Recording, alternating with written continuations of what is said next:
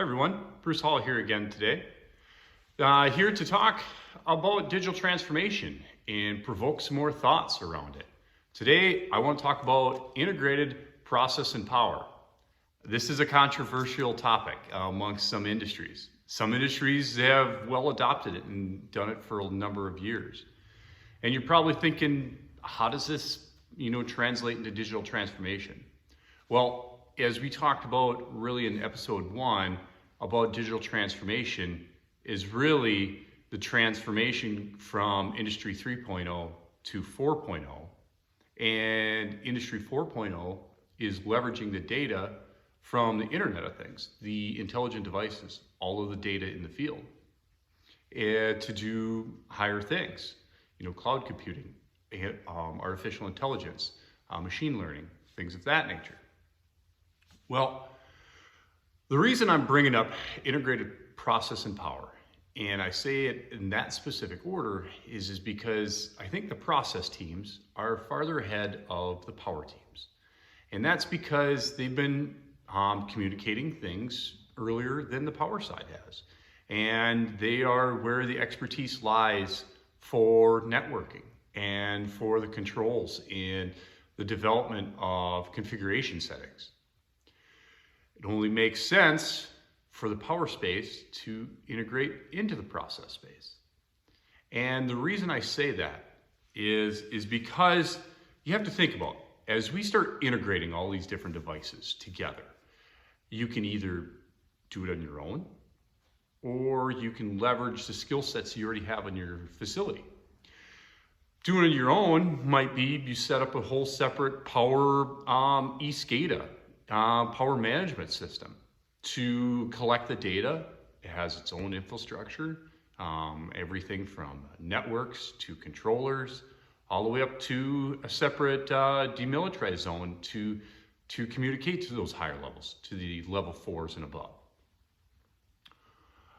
Really what I'm talking about here is integrating the process space that has already that infrastructure already set up and leverage the expertise you already have on your site.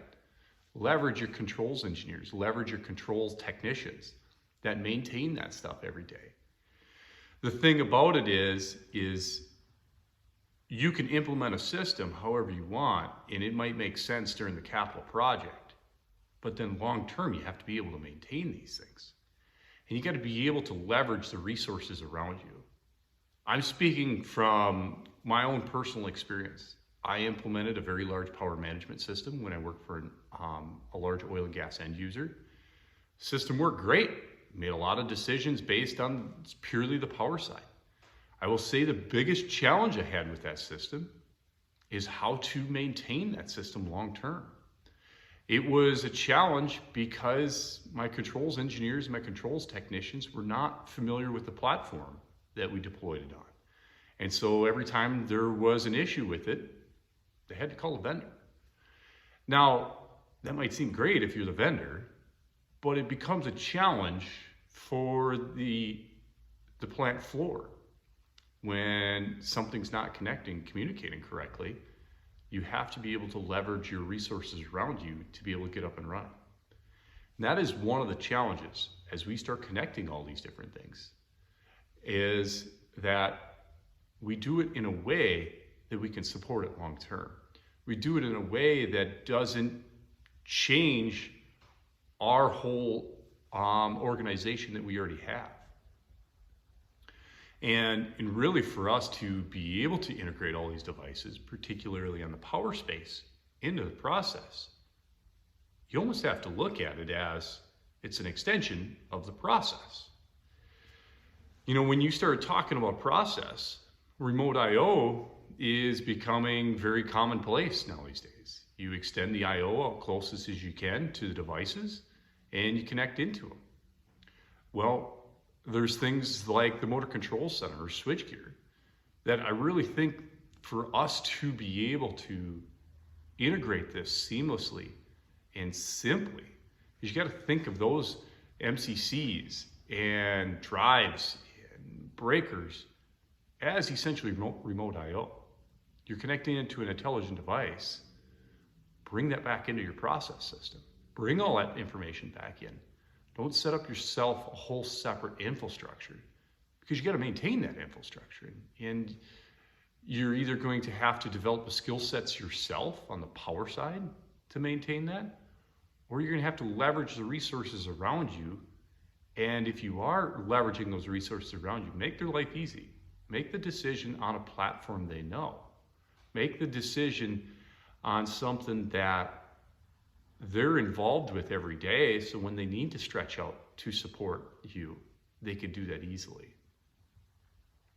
I know, team, this is a change of thought, particularly in a lot of the heavy industries, particularly a lot of the industries I come from and my background is. I come from the oil and gas space. We had an electrical group and we had a controls group. And each one liked to own their own space. And they tried to minimize the interfaces. And when you look at it, this is some of the reasons why there's a lot of hardwired control going on yet. It's because that makes it a very seamless cutoff between different groups. The thing is as we continue going with more and more intelligent devices and Ethernet-based control, we have to be able to be open to new ideas and integrate those in a fashion that doesn't become too cumbersome. So, just going through this, digital transformation. It is about the integration of all these different devices to be able to enable Industry 4.0. And we have to be willing to leverage the resources around us to make this feasible. Otherwise, this is going to be a very challenging journey. And when you look at some of the industries that have adopted this, I would say they're farther down this journey. For example, this is a pulp and paper industry. They've had integrated power and process for a long time now. And that's because of their control. It was just kind of inherent in their designs, and it made it easier for them to design things. But because of that, they already have a lot more interconnectivity amongst all their different devices. And they will be able to make that next leap a lot easier than maybe someone in the specialty chem space or in the traditional oil and gas space. Different foods for thought as we go through this. Just taking a quick look at my notes here.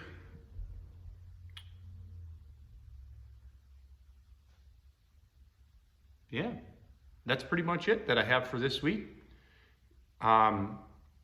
Look forward to hearing you guys' feedback and comments. This one, I actually expect to have a couple different sessions on about integrated process and power, because I want to be able to address some comments and questions that come up. Or maybe just challenges. Is like, hey, it won't work because of this. I love challenges. Bring them on. So until next week, team, thank you.